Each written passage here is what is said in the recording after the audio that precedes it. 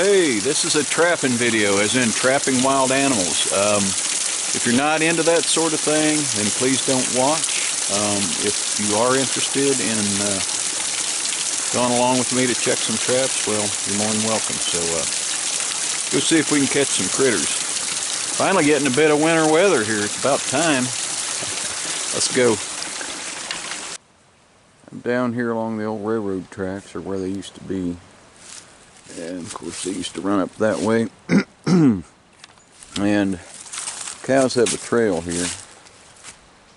And we had a skiff of snow the other day, and I noticed the yotes had been running this, and they weren't walking out here, they was following this cow trail. So I set up a couple snares and connected up here.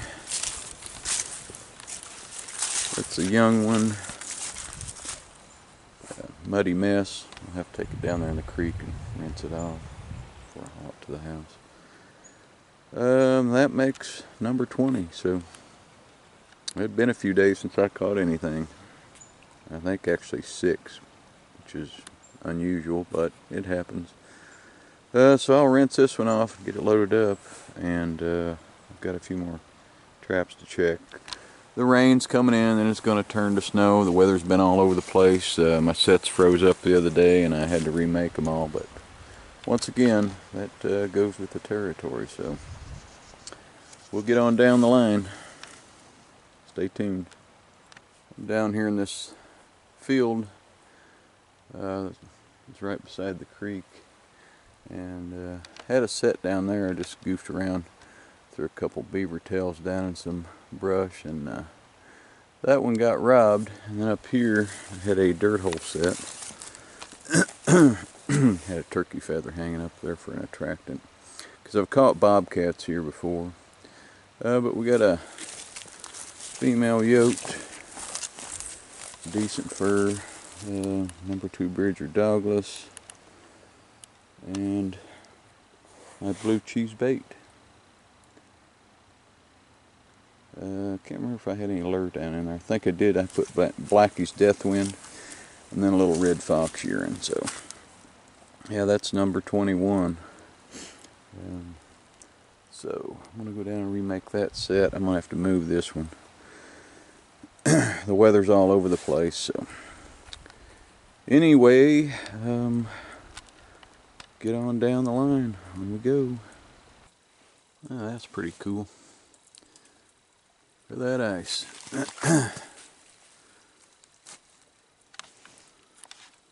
Okay. I gotta go that way. Let's go. Whoop.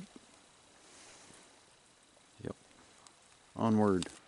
I'm down here on Spring Fork Line, and I've been seeing quite a bit of beaver activity on this stretch of creek here.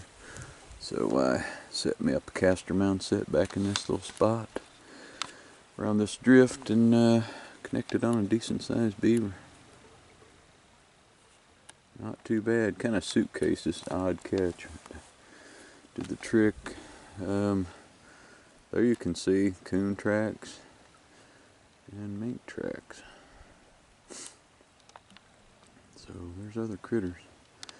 We're supposed to get a crap load of rain coming up, so glad I connected on this. I'll probably have to pull a bunch of my water sets. Let's see if I can get in here without falling down. And as you can see, that is a big beaver sandwiched in that 330 Bridger. I just kind of fenced it in, and had caster mount, like I said, and Beaver Plus on a stick sticking behind the trap. So get this one loaded up and get on down the line. On we go. Well, there it is on the front of that 400 Honda. So like I said, it's a decent sized beav. Alright, let's get on down the creek, see what else happens. I'm back down here on the old, where the railroad tracks used to be, and 2 days ago I set some snares up in, said this trail the cattle were following all the way up through there, and there's an old cow carcass up there. The yotes have been running this, and I got another one in a snare, and it is a nasty looking one. this one's got mange really bad. I know it looks pitiful. It poured the rain last night, and then it snowed. It's still snowing a little bit. You can see its tail there. There's no hair on it. So did that one a favor. That was snared on a homemade bobcat snare that a fellow gave to me. That one didn't struggle much. It didn't even pull it out of the wires I had there holding the loop up. But yeah, I just had the snare. Sorry to move the camera so fast. And this trail, and the trail was, they would avoid the wet spots, and then they would run over here through these little sycamore trees, and so I found a couple pretty decent spots to set these. But that one there isn't going anywhere. Like I said, that one's got mange. So that makes yoke number 22 for this season. I don't expect this to ever happen again, so I'm just trying to enjoy it. So, all right, on we go. Check out those horses.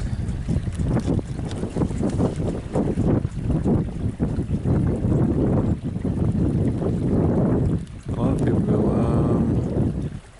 there aren't any wild horses in Kentucky. Well, back in here they are. The owners couldn't afford to feed them, like I've said before. Gold business went out, and they just turned them loose. They've been running loose up in here at least 10 years. Okay, enough of that. I gotta go. Well, that last yoke looked like a chupacabra or something. This one here is a little better. I didn't show it in the snare because it was still alive, so I had to dispatch it, and I had to wash it off in the creek down there. I caught it off that carcass there, had a couple snares, and it came across the creek and got hung up over there. So that's 23, and we'll see. Got a few more traps to check. I'm going to run this one back to the house up that way because I still got about an 8-mile run to finish checking traps. So, all right, on we go. I'm back here on the old railroad tracks. The mangy chupacabra looking yoke I snared down there, and then I snared another one up there, and I've got one here, and once again, mange. So that's yoke number 24, which is 7 past what I've ever caught in an entire season, and you can see what overpopulation is doing to them. But that was a snare in this trail here.